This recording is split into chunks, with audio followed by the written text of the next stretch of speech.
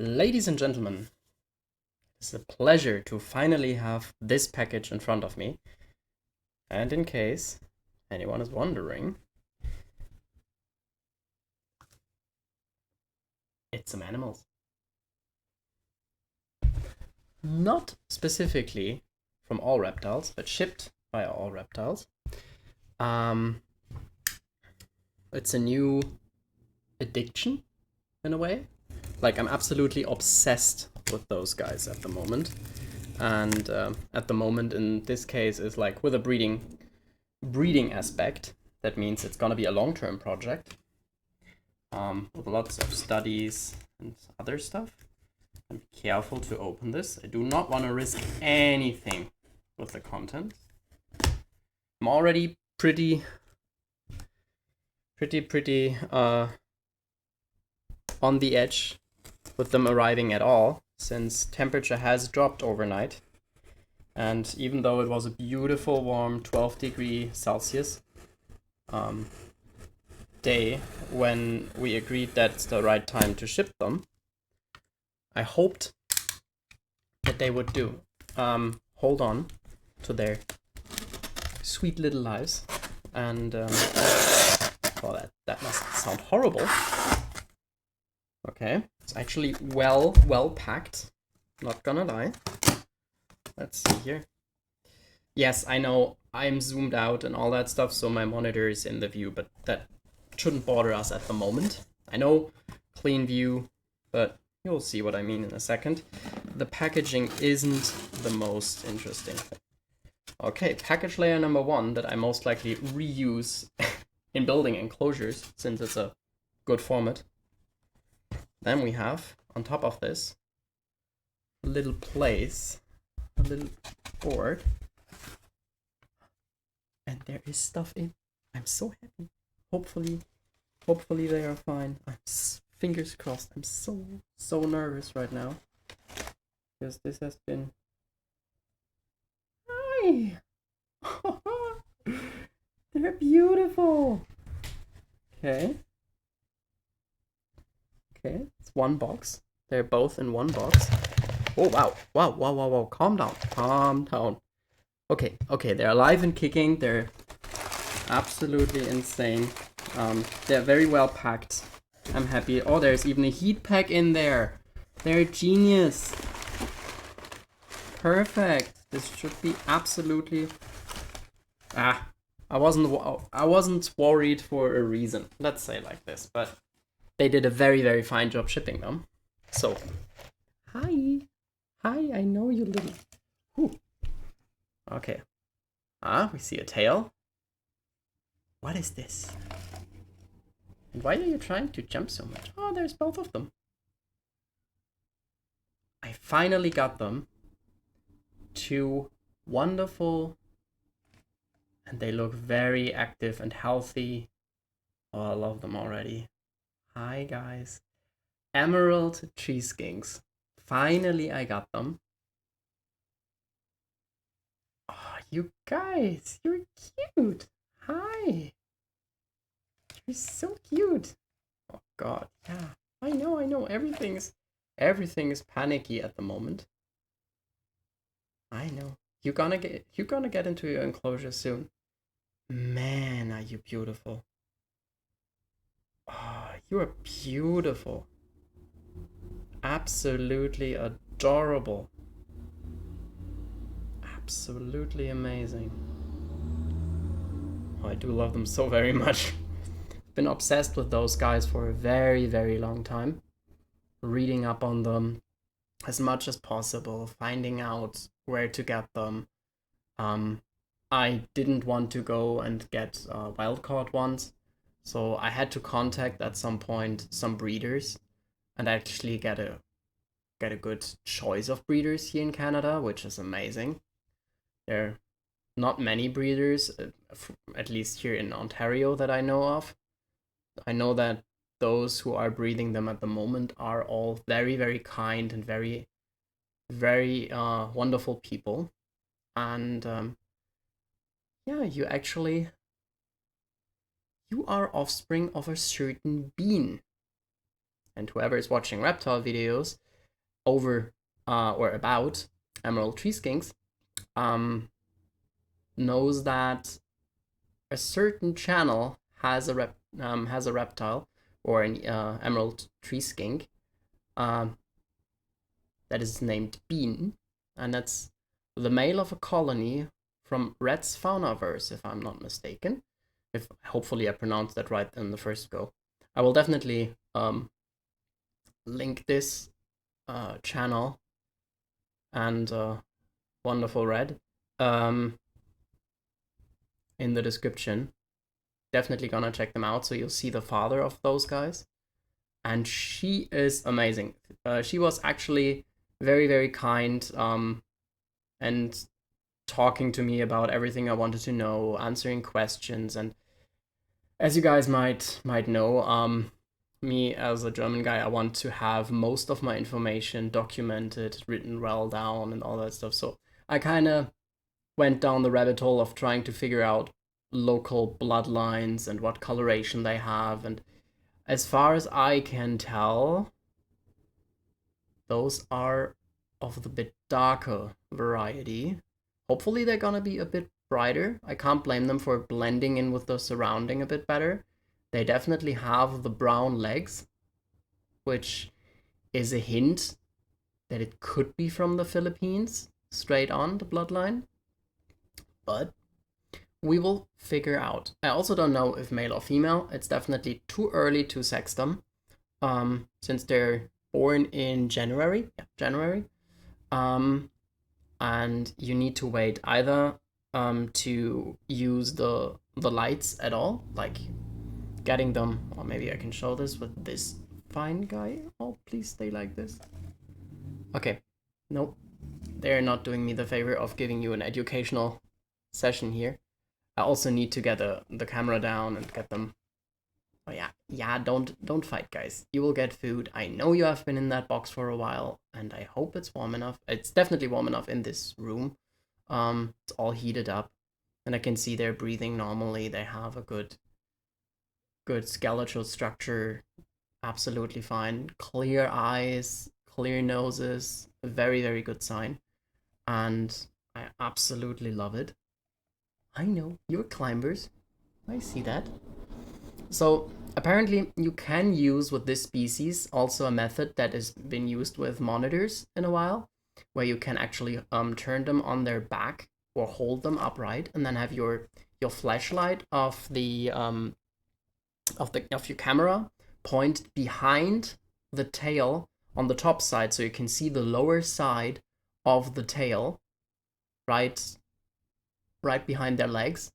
And sometimes you're able to see two dark spots, like, yeah, a bit like an egg, but stretched further. I don't know the shape actually, or like rice corns. Yeah, the shape of rice corns, just a little bit bigger and darker. And that's, if you find something like this in the tail part of one of those lizards, you have actually quite a high chance that it turns out to be a male, since that would be the hemipene, plural. Yeah, it's always two. In normal cases, if there's not a gene problem or something where they only develop one and maybe got infertile. But you guys look so good. I think you're adorable and absolutely amazing. I'm very, very happy that they made it alive. It's been pretty cold, and they were just shipped yesterday. But still, as an animal enthusiast and reptile lover, you're always worried when you have to ship animals.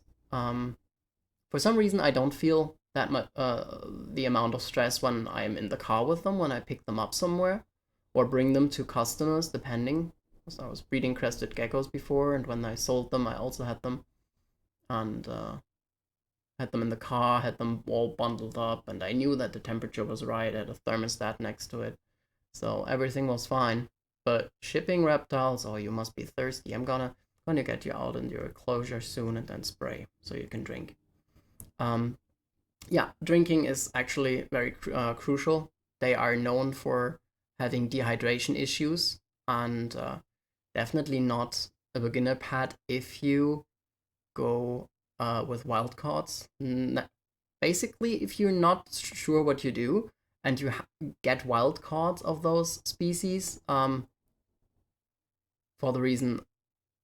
the only reason you want wild caughts is if you plan to breed them. Otherwise, if you want to have it easier, a bit more cost, of course, they are not cheap. Wait until you find someone who sells you captive bred ones, and also captive bred and captive born. That's important. So they know the terrarium life. They are very, very good with it. Oh, one is sleeping. They look very cute when they have their eyes closed. Very, very cute. Very, very cute. Yeah. There's a little tongue flicking. Yeah, you're amazing. Okay, guys. I'm gonna make sure that you go into your enclosure soon. Then there will be more pictures of them. I just thought I recorded the unboxing and me talking a little bit about them. I hope there is way more content to come. I'm gonna track most of the lines I'm gonna bring into a colony together. Also gonna try to track all the different offsprings that there's hopefully happening, but that's gonna be a while until you have to worry about something like that, dudes. The chances of having females are captive bred a little bit higher since we haven't figured out yet at which temperature exactly and which humidity, or if males are even temperature dependent while incubating. Yeah, so we'll end up with more females at the moment in captivity than with males. I think in a certain temperature range you can achieve 50-50, but I'm not sure if that's always the case.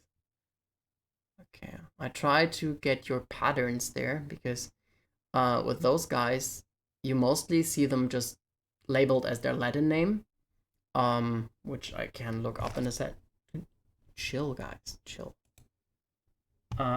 Which is Lamprolepsis smaragdina, pronounced mostly wrong since I've never had Latin in school, but I try to pronounce it the best I can. They have certain subspecies depending on the island area where they are caught. So, go for example, an emerald tree skink caught on the Philippine Islands or even Philippine surrounding islands may look completely different from one of those that are around from the Solomon Islands or from I have actual photos here of variations from, like, there's one that I have from Jew Island. I gonna put that up there in a moment. From Jew Island. And then we have, of course, a darker black coloration around the emerald scales, which is the reason why they're called emerald tree skinks. And that is, once again, up here, this. That is from Lazi Sequior. I'm not quite sure if I pronounced that right, but it's a different island.